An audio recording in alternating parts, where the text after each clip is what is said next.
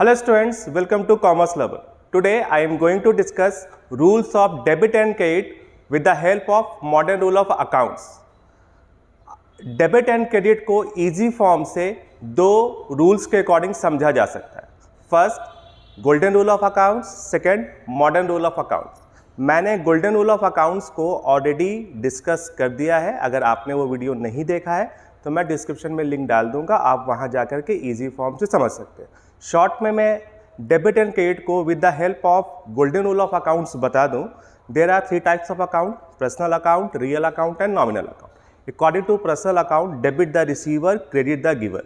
According to real account, debit what comes in, credit what goes out. According to nominal account, debit all expenses and losses and credit all income and profits. Now I am going to start the topic rules of debit and credit with the help of modern rules of account. मैं आज modern rule of account के according बताऊंगा what is debit and credit. There are five types of accounts according to modern rule of accounts. Accounts name: assets, liabilities, capital, expenses, losses, income and profit. When assets increase then debit. ये मैंने increase का sign दिया है. अगर assets increase होगा तो वो debit होगा, and when assets decrease then credit. When liability increase then credit, when liability decrease then debit. When capital increase then credit, when capital decrease then debit. When expenses and losses increase then debit, decrease then credit. When income and profit increase then credit and decrease then debit. एक बार मैं फिर से बता दूं, according to modern rule of accounts there are five types of accounts: assets, liabilities, capital, expenses, losses and income and profit. When assets increase then debit, decrease then credit. When liability increase then credit, decrease then debit. When capital increase then credit, decrease then debit. When expenses losses increase then debit, decrease then credit. When income and profit increase then credit, decrease then debit. अब मैं एक shortcut बता दूं जिसके form से आप increase और decrease को समझ पाओगे.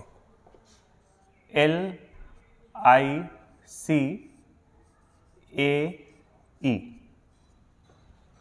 L for liability, I for income, C for capital, A for assets, E for expenses.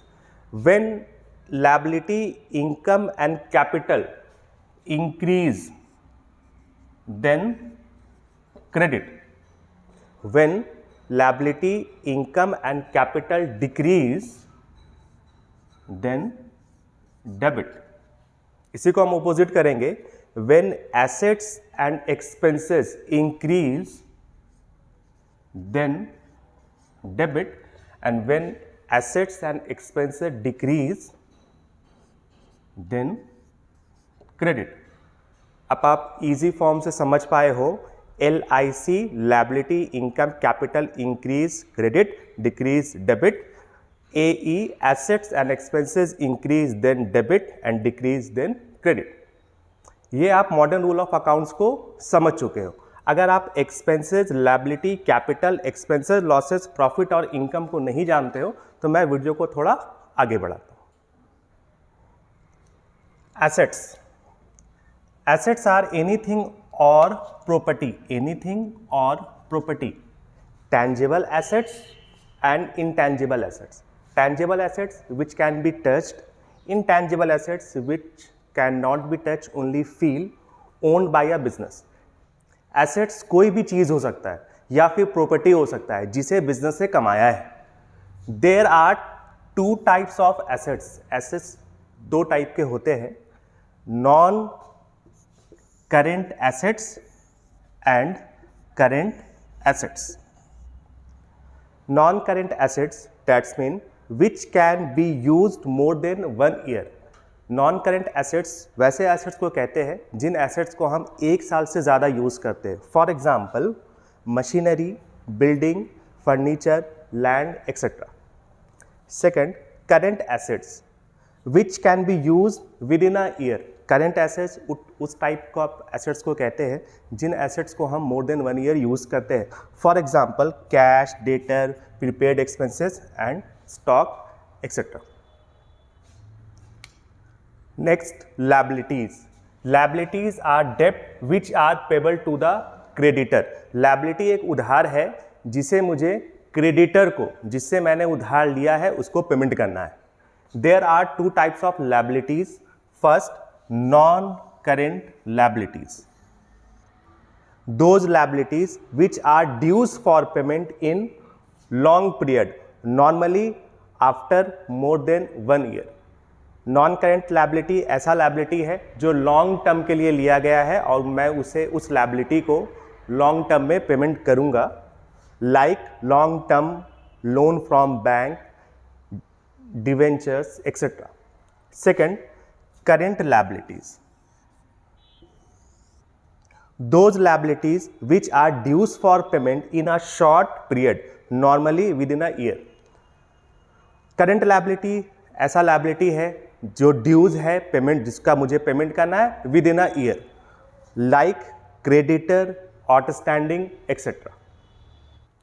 Capital, capital is the amount invested by owner और proprietor in a business. Capital उस amount को कहेंगे जिसे owner या फिर प्रोप्राइटर ने, जिसे मालिक कहते हैं, इन्वेस्ट किया है बिजनेस में।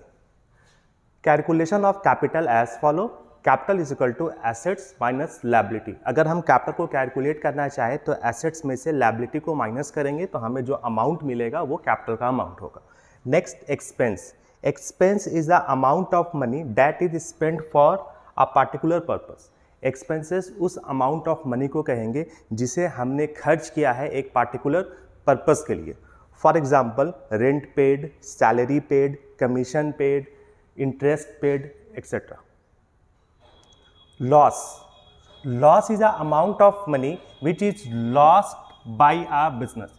लॉस उस अमाउंट को कहेंगे जिसे बिजनेस ने लॉस कर दिया है, like loss on sales of machinery, loss on sales of building, loss on sales of furniture, bad debts, depreciation etcetera. Income, income is a amount of money that is received for a particular situation.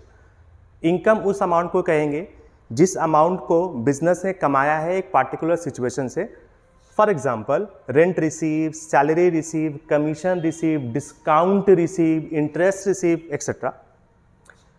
Next, profit. Profit is a amount of money which is gain by a business. Profit उस amount को कहेंगे जिसे कमाया गया है, जिसे कमाया है बिजनेस ने। For example profit on sales of building, profit on sales of machinery, profit on sales of books, profit on sales of land, appreciation etcetera. Thank you.